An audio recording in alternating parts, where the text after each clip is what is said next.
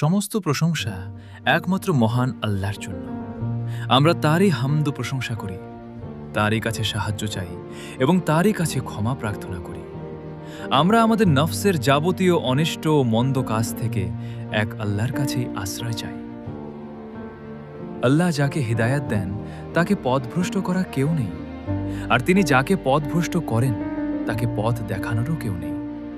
আমি সাক্ষ্য দিচ্ছি, আল্লাহ ছাড়া কোনো সত্য ইলাহ নেই, তিনি একক, তার কোনো শরিক নেই, আর মুহাম্মদ সাল্লাল্লাহু আলাইহি ওয়াসাল্লাম তার প্রিয় বান্দা ও রাসূল।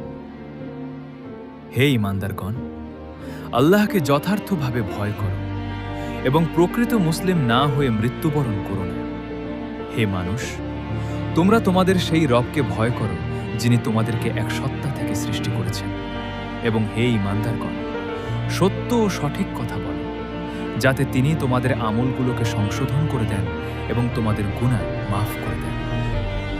মনে রাখবেন, সবচেয়ে সর্বোত্তম বাণী হল আল্লাহর কিতাব, আর সবচেয়ে উত্তম পথ হল মুহাম্মদ সাল্লাল্লাহু আলাইহি ওয়াসাল্লামের প্রদর্শিত পথ। আর দ্বীনের মাঝে সবচেয়ে মন্দ বিষয় হল নতুন নতুন উদ্ভাবন বা বিদআত, কারণ প্রতিটি বিদআতই পথভ্রষ্টতা, আর প্রতিটি পথভ্রষ্টতার শেষ পরিণতি জাহান্নাম।